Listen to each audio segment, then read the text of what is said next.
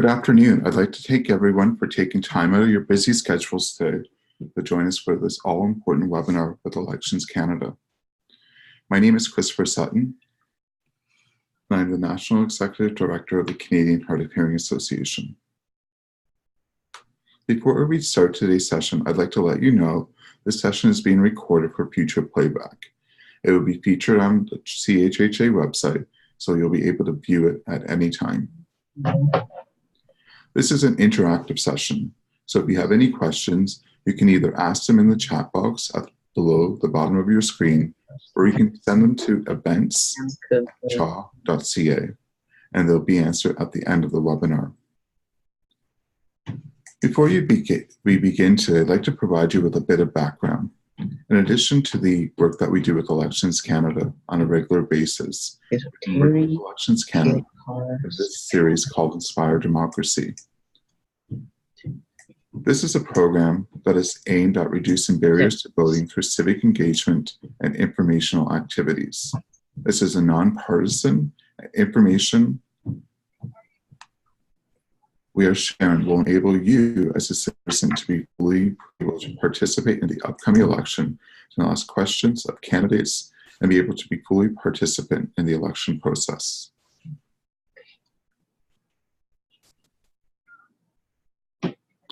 The Canadian Hard of Hearing Association will also be participating in several events with Elections Canada to be sure that the hard of hearing Canadians' voices will be heard. We have been very active on the Accessibility Advisory Committee and other committees to ensure your needs are understood and can be addressed. After the election is ended, Elections Canada would like to hear from you. They would like you to journal your election experience and share it with the Canadian Hard of Hearing Association so we can make a log of what worked and what can be improved. We'd really appreciate if you could share any of your election experience with us. This can be sent to the Canadian Hard of Hearing Association at events.cha.ca.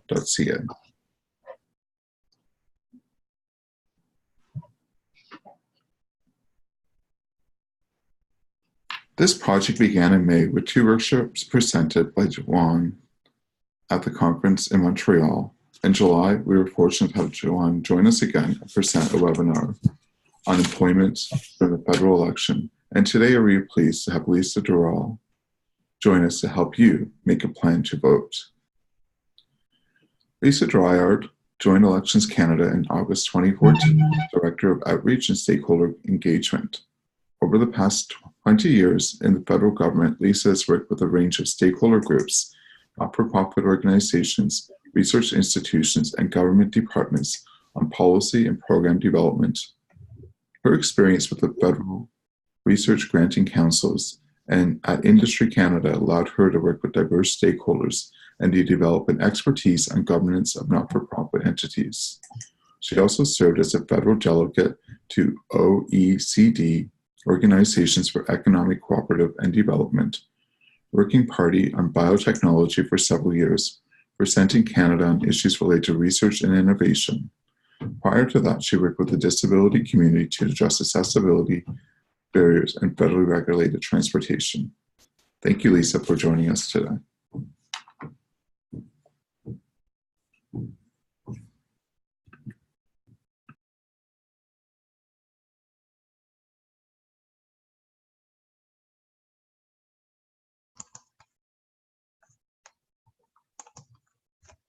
Thank you very much, Christopher. I really appreciate your introduction and your invitation to speak with you today.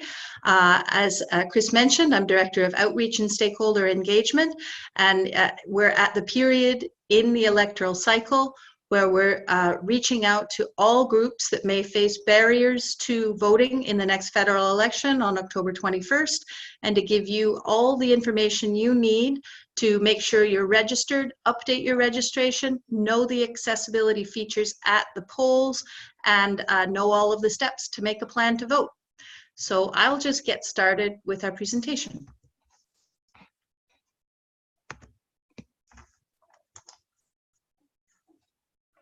Excuse me. So first, a quick overview of the federal election. Elections Canada is the non-partisan agency responsible for ensuring that Canadians can exercise their democratic rights to vote and to be a candidate. There are 338 ridings in Canada, and you vote for a candidate running in your riding.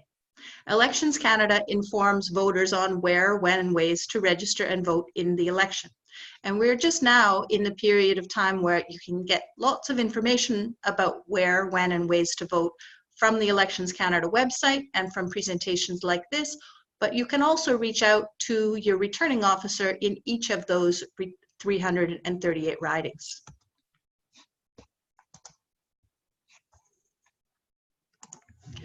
So first off, the first step in the voting process is to make sure that you're on the National Register of Electors. For those of you who voted in the past, you will and you have not moved since the time of your last vote, you will already be on the National Register of Electors, as it is a permanent, though continually updated database of Canadians who are qualified to vote in federal elections. We use the register to create the list of electors for the federal election. All registered electors receive a voter information card in the mail from Elections Canada after the election is called, and we'll speak about this a bit later. It tells you where and when you can vote for advance polls and for the regular polls. There are other early voting opportunities I'll speak to you about today, but the voter information card gives you all the information you need to tell you where your assigned advance poll is and where your regular poll is. We often get questions about how Elections Canada safeguards personal information. We do secure all of the personal information on the National Register of Electors by using firewalls, data encryption, and other controls. We never share the information with anyone other than political parties who do have a right to have a look at the list, the voters lists, and they use this in their campaigns.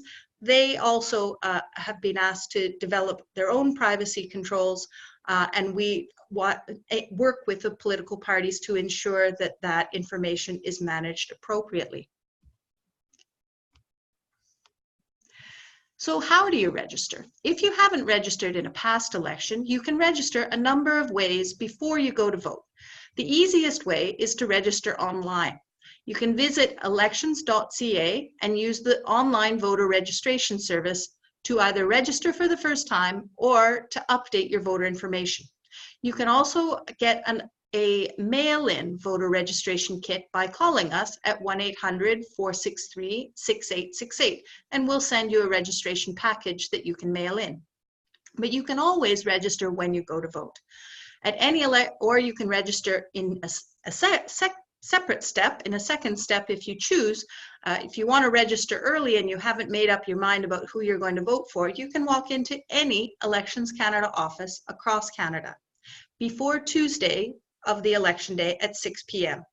Or on the day of the election, you can register at your assigned polling station on election day or advance polling days. So people will often ask, why bother to register in advance if it's a step that I can take when I go to vote?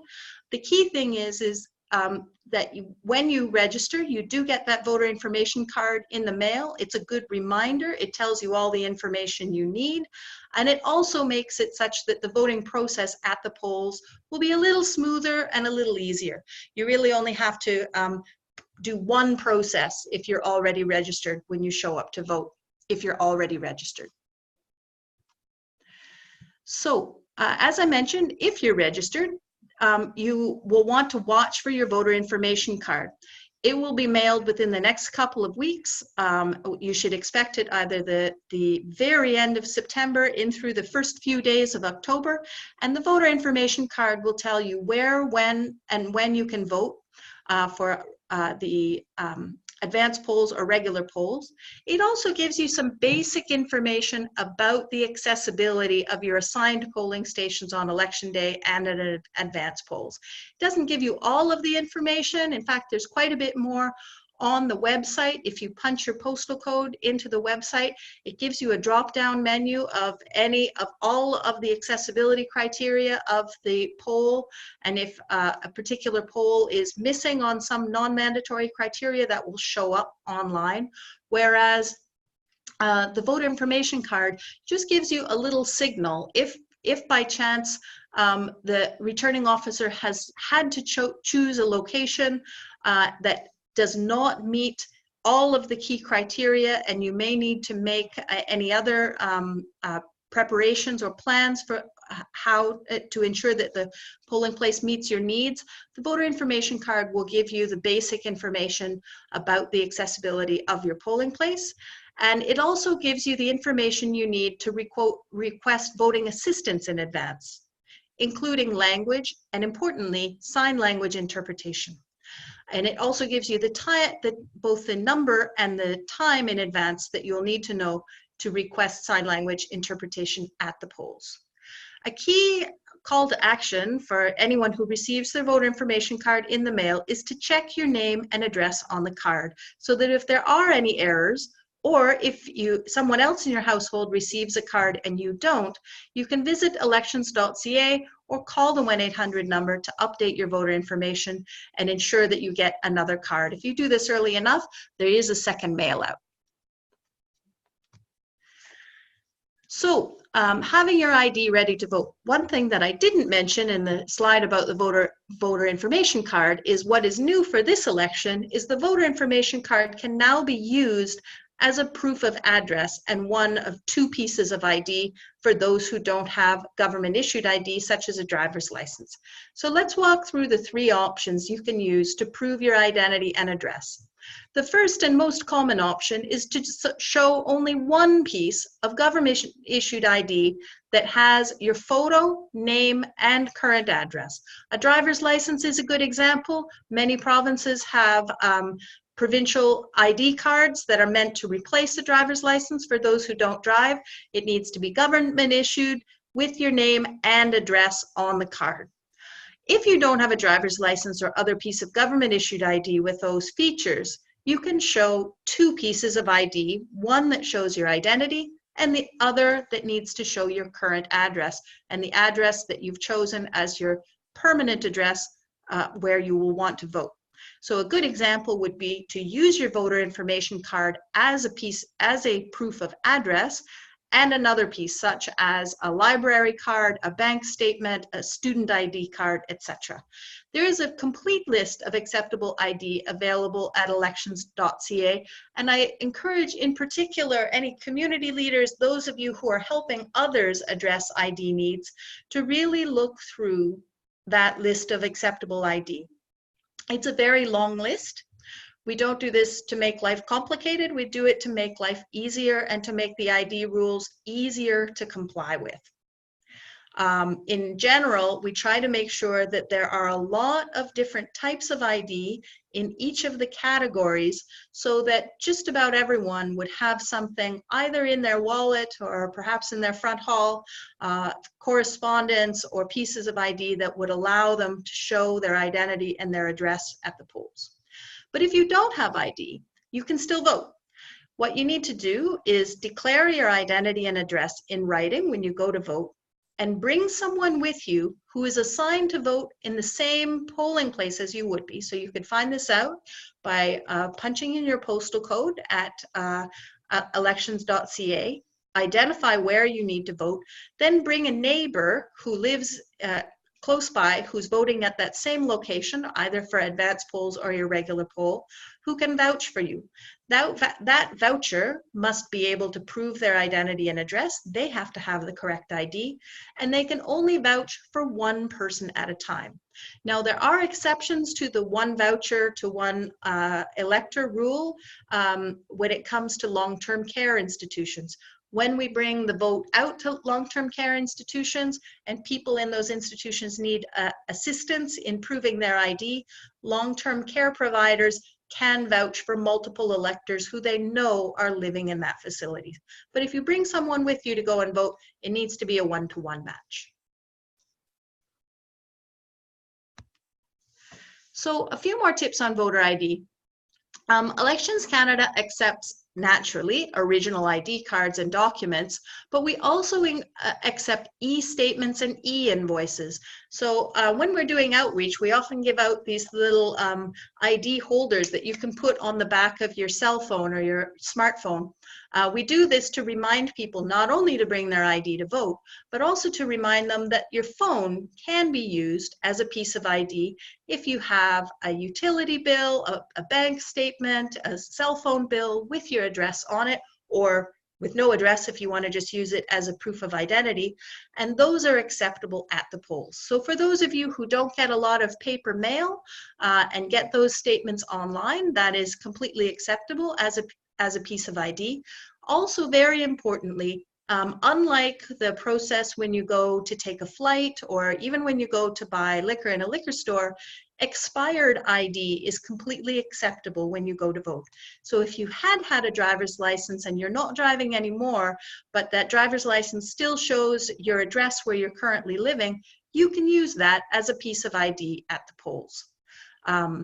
And lastly, while your voter information card can be used as a proof of address, you do need one other piece of acceptable ID, such as a library card or a student card or any other piece of ID with your name on it, in addition to that voter information card, in order to vote.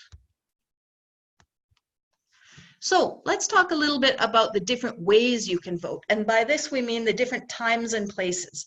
We talked a little bit already about voting at advance polls and on election day. People naturally think about voting on election day as the main option for voting, but increasingly a lot of Canadians want to get the voting process over with and get on with the rest of their lives. So if you don't want to vote on election day, or if you are concerned that the lineups will be too long, or you may not, you may be too busy on that day, naturally you can vote at advance polls, and your advance polling station will be open from 9 a.m. to 9 p.m. on the Friday, Saturday, and Sunday of the week before election day. This year, that's going to, like last election, that's going to fall over the Thanksgiving weekend. So a lot of people find that a convenient time to vote. We're open long hours over the full weekend of the Thanksgiving weekend. But what a lot of Canadians don't think about, or services that may be very helpful that many people don't use as often as they might, is that you can vote starting as of the start of the election period. So as of a week ago, you can vote at any Elections Canada office across Canada. If you were to go onto the website right now, you would see a section in the voting section called Find a Place to Vote Near Me. And it will direct you right now, that would be to your returning officer's office. That Elections Canada office is going to be open every day through to the election. Now, you can vote at the RO office up to the Tuesday before the election day at 6 p.m. And to vote in this way, you'll use a special ballot process. The ballot doesn't look the same as the ballot you use on election day. Rather than having the line, the black masking with the openings and the circles that you check, it simply has a signature line where you write in the name of the candidate that you wish to vote for in the riding where you want to vote. The nice thing about voting at an Elections Canada office is that you can walk into any returning officer's office or any of the offices we'll be setting up on campuses across Canada, and you can vote in another riding. So if that returning officer's office happens to be close to wherever you are, where you work, where you're visiting, you can vote for a candidate in your home office, in your home riding. You just need to be able to write down the name of the candidate, and then there's a double envelope system to keep it secret until election night.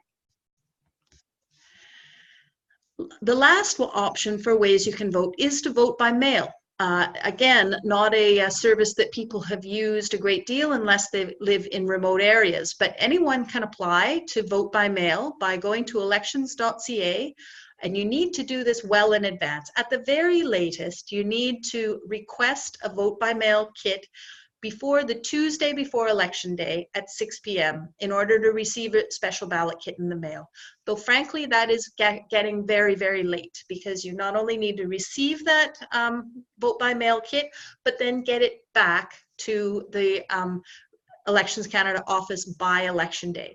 You can have it returned by hand, so you don't need to wait for the mail. If you get the vote by mail kit and you fill it out and seal it, someone else, you or someone else, could drop it off at an Elections Canada office by Election Day. But most people who are relying on the mail to send it back need to account for that mail time as well. So if vote by mail is an option that appeals to you, we really encourage you not to wait. Apply for your vote by mail kit right away, and make sure to get it all in the mail right away so that it gets in on time to be counted. There's no counting of any ballots that arrive at an Elections Canada office after October 21st. You may be eligible to vote by another way, such as vote at home. This is a service that is not offered to everyone, but for those who truly can't leave home and do need assistance in marking the ballot, you can contact your returning officer for information about how to get a vote at home service.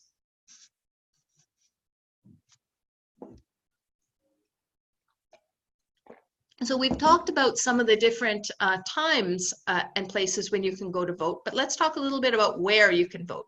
Naturally, if you vote on Election Day or on advanced polling days, you have to vote at the assigned polling station in your riding. That will either be listed on your voter information card, or if you put your postal code into the system at elections.ca, it will tell you exactly where to go to vote at an advanced poll or your regular polling place. And in general, you have to vote there. If for whatever reason that polling place doesn't meet your needs and it's for Election Day, you can get a transfer certificate to go to another poll. But that takes a little bit of effort and work. But in general, for advanced polls and regular polls on Election Day, you have to go at the poll that is assigned to you.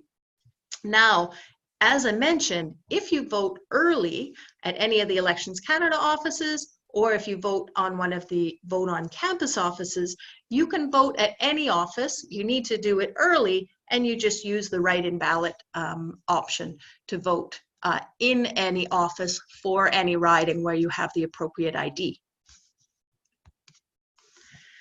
So let's talk a little bit about the accessibility of the polling stations. All electors are assigned polling places for Election Day and advanced polling days, and you can make sure in advance and make sure that those polling stations meet your accessibility needs.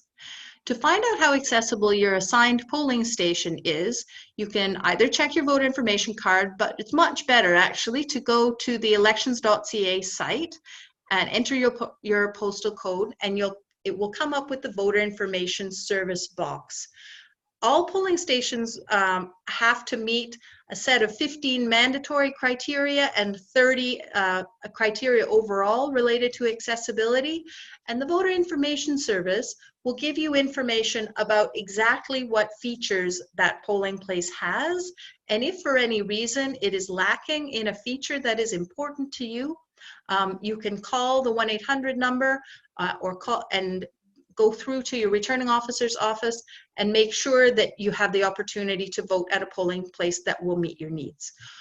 One other note is that all polling stations will have either an automatic door opener or an election worker at the door to provide assistance to you. So at every poll, when you go to vote, things that aren't necessarily mentioned in the set of criteria are tools and services that are available at every polling place. Now, every advanced poll and regular poll will use ballots this time around that have been redesigned that are significantly larger with candidate names in large print. It's also somewhat easier for any electors who use smartphone screen reader technology. This has not been, this will be the first time we can see how much of an improvement this is. for electors who use this technology, but overall we anticipate that the bigger ballot with larger print is going to be a nice universal design feature that will benefit many Canadians. There will also be, on election day only, large print and braille lists of candidates that can be used with a tactile and braille voting template. So you can ask for a list of candidates in large print and in braille, and then use a braille voting template where the standard ballot goes into a template with braille markings letting you know which is first, second, and third, and little plastic cutouts that you can use to mark your ballot where you against the candidate that you want. Some of the questions that we've wanted to clarify for a lot of users, we get even when we go to do vote pop-ups and little simulations of voting, people feel more at ease in asking questions than they may on election day. It doesn't matter whether it's a check mark or an X, or whether you color the circle in, so long as you make one clear mark against one candidate and only one candidate, then your ballot won't be spoiled. It doesn't matter what the mark looks like, so long as there is a mark only in one circle. Some of the other tools that we have are that we have a tactile and braille voting template. We also have magnifiers behind every screen to help you magnify the ballot if you're having difficulty reading it. And there's also language and sign language interpretation that is available if you call in advance. And I believe that is also the Tuesday, the latest time to ask for that assistance is the Tuesday, the week before Election Day. Anyone can get assistance marking a ballot. Now you can either bring someone you know and trust to help you mark the ballot. They would go and sign an oath with the poll officials to assure that they will not make any put any influence on you as a voter, and that they will mark the ballot exactly as you wish.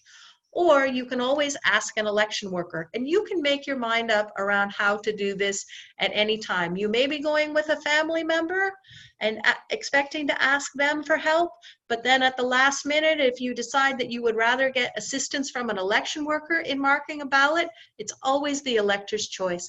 And naturally, the election worker will have signed a blanket oath that they would never influence the choice of any electors, and they would do exactly what you asked for in terms of the help that you request and how you would like your ballot marked. Lastly, at the request of a lot of electors from the last election who found the small golf type of pencils very hard to grasp, a lot of people complained about that actually in the last election. So we've changed the type of pencils that we use, so they're much larger and easier to grip.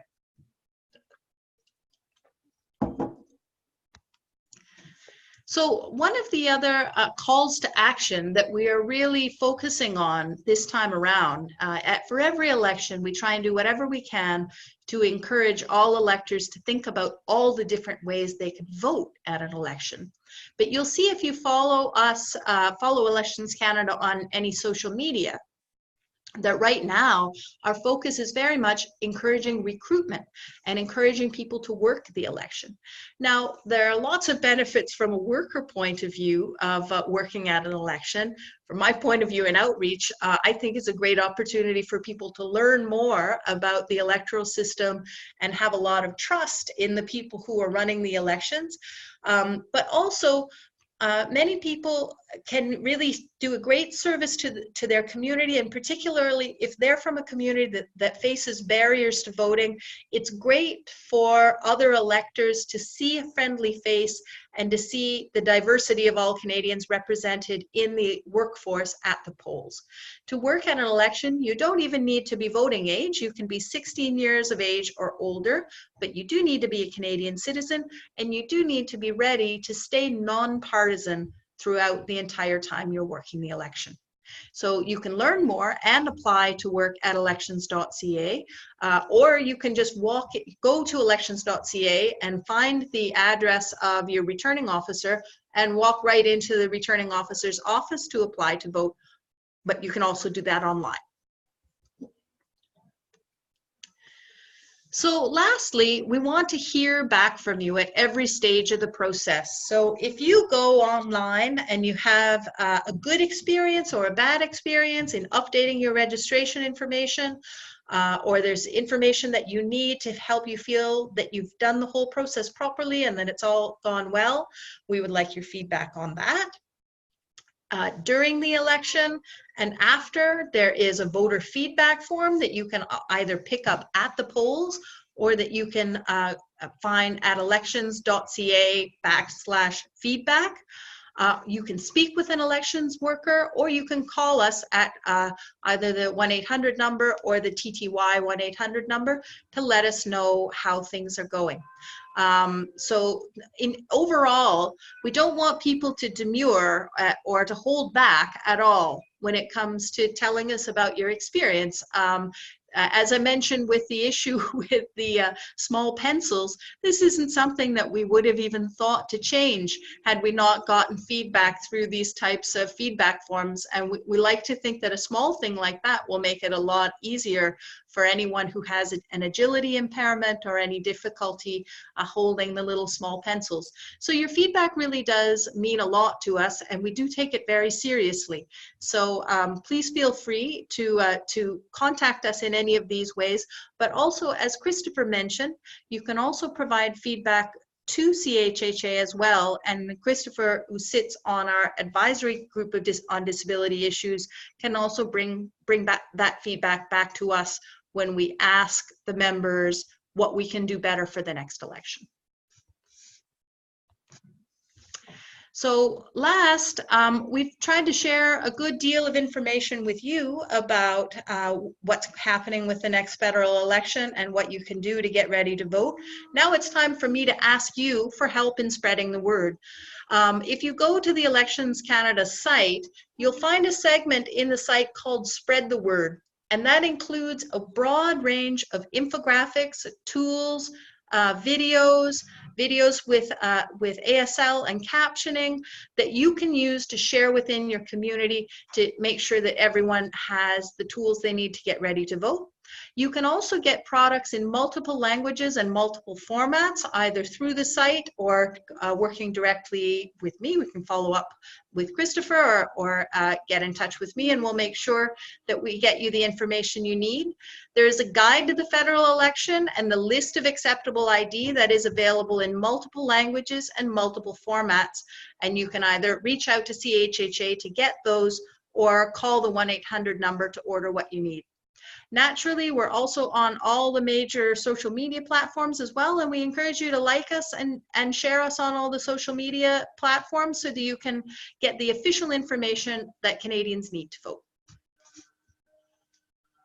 Here's the contact page, but with that, I will just ask Chris to manage any questions that you may have, anything at all that you want to know about getting ready to vote.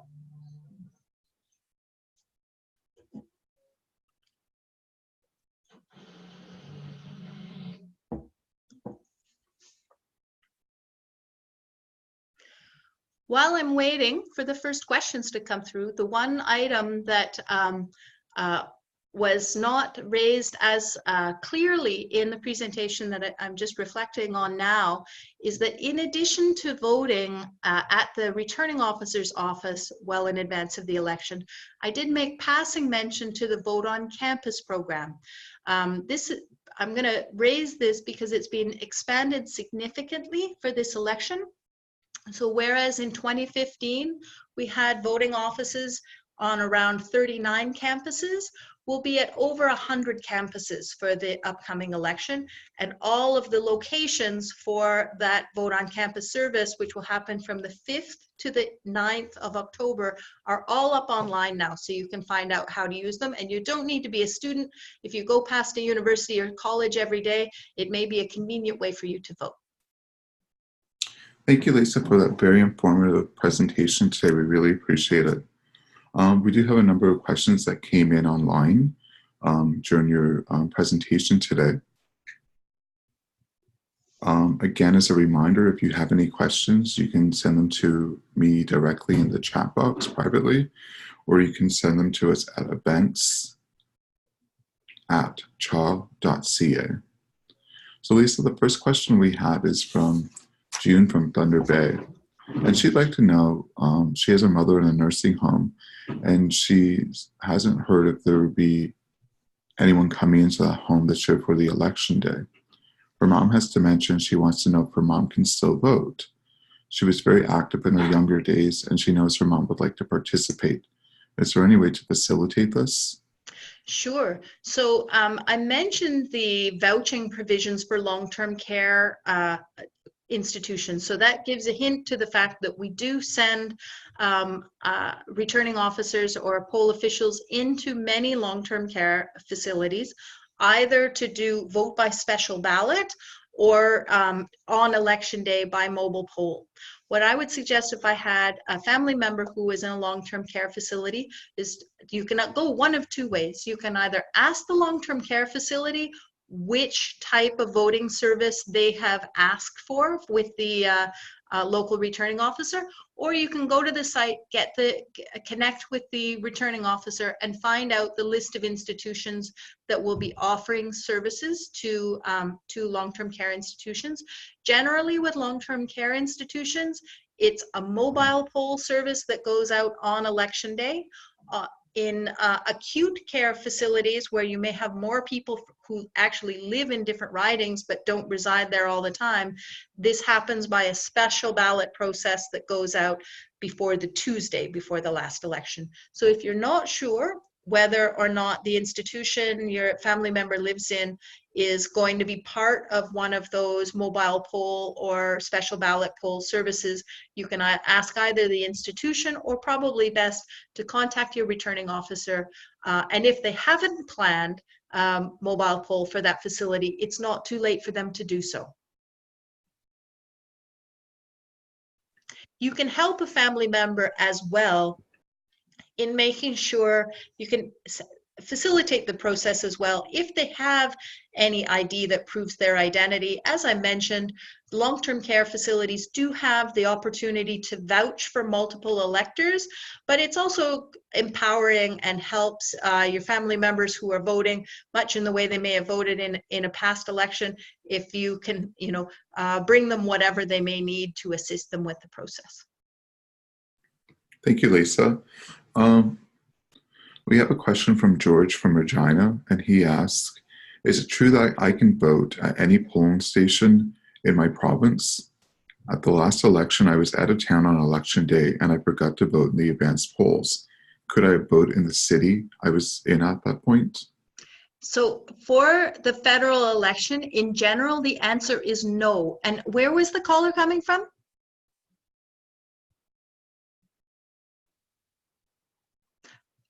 I'm going to guess it might have been BC. So just to make the rules for federal elections very clear, for advanced polls and regular polls, you must vote at your assigned polling place.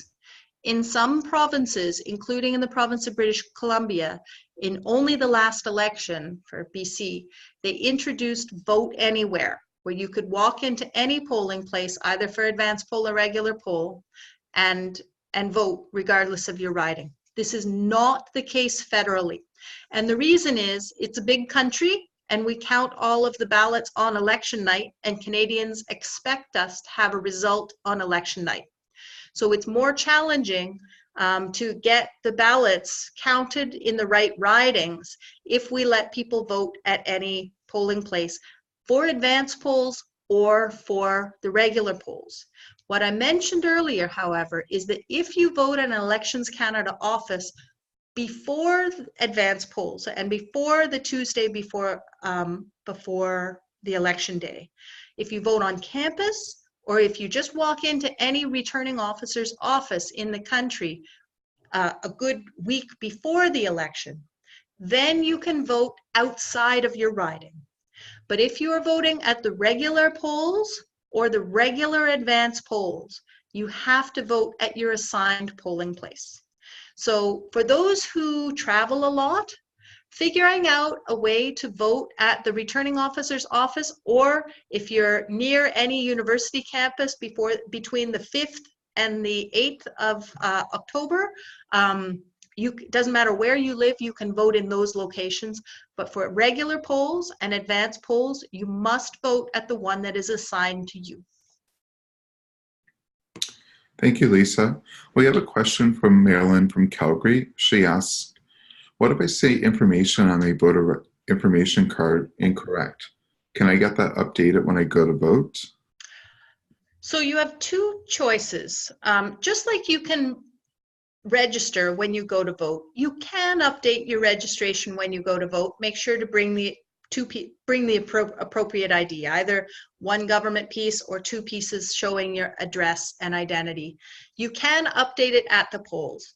If you don't want to have that two-step process of registering or updating the registration and voting at the polls, you can update your registration information online or using the 1-800 number. If you get your voter information card and you let them know that there's a mistake in your name or any other error, and you let them know that right away, there is a second mail out of voter information cards, and they will send you a corrected one. So if you see an error in your voter information card, your best bet is to try and correct it right away, and they'll send you a new voter information card. But if failing that, you don't get on that right away, you can update your information at the polls. Just make sure to bring the correct ID. Thank you, Lisa. Another question from Winnipeg is there anything that would cause the election day to be changed, bad weather or anything? They've been having horrible rainstorms the last couple of days, and it made them wonder if this were to happen during the election, what would happen? In general, no. I mean, we have had many October elections in Canada, and it is a time that can be quite variable weather. We've had many elections in the winter as well over many years when we've had snap elections that have been called by the government. So weather has never really been a factor to cause us to change an election day. But one thing that is very important is that weather has caused disruptions that have caused returning officers at the local level to close or move a poll.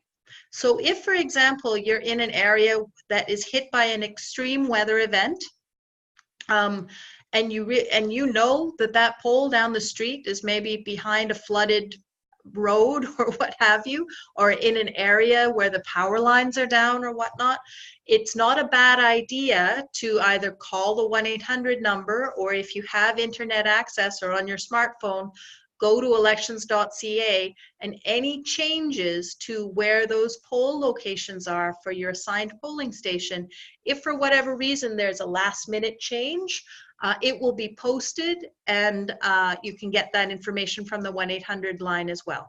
So the short answer is no, there's a lot of bad weather in Canada, and we don't change the election day on account of bad weather, but local circumstances can at some times force returning officers to change a polling place at the last minute if it's affected by extreme weather. Thank you for that. We have another question from Maud from St. John's, Newfoundland.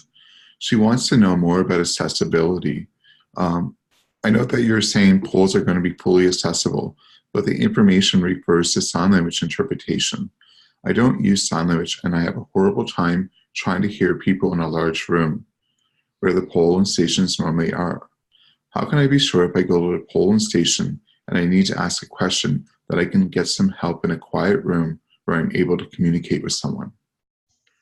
Well, so I note for the hard of hearing community that there is not as a standard accessibility feature because of the huge variety of different types of places where we have polls. I don't want anyone to anticipate that there would be FM loop or hearing loop technology at any of the polls. It has happened in some instances where that has been available, but it's not available across the board. So it is something that, if that is a concern that you have, you're best to contact your returning officer and identify what they can do to ensure that your voting experience meets your needs. What I would say, though, is that if that is your main concern with regard to accessibility, is not wanting to have a discussion in a big noisy room, then really taking advantage of the opportunity to vote in an RO office really does facilitate that, because these are generally, it's more like walking into a dentist's office than walking into a gymnasium full of people. It's going to be quiet, you're going to have one-on-one service, and it's going to be a lot easier to have that communication without a lot of background noise. So if you are voting at the regular polls or advanced polls and you want to know what a returning officer can do specifically to meet your needs as someone who's hard of hearing, do give them a call and see what they can do, and ask them to tell you about the type of facility it is. But for those who have barriers related to background noises and big open spaces, voting in a returning officer's office is often a really good solution. Thank you, Lisa. The next question we have is from Kathy from Vancouver, and she would like to know how many Elections Canada offices there are across the country. Is it easy to find one to go to register if you do not receive your voter information card? So the answer to the first question, I don't have the hard number, because the leases are just continuing to be signed at, for example, post-secondary institutions, etc. But I believe there's definitely over 500 Elections Canada offices across the country. There's one office for every returning officer, so that's 338. Another 100 on campus, and then probably another 150 of additional satellite offices to the returning officers' offices. So well over 500 Elections Canada offices across the country. Are they easy to find? Yes, easier than ever. If you go to elections.ca right now, you can go to a site, go into the voting section and find an Elections Canada office near me.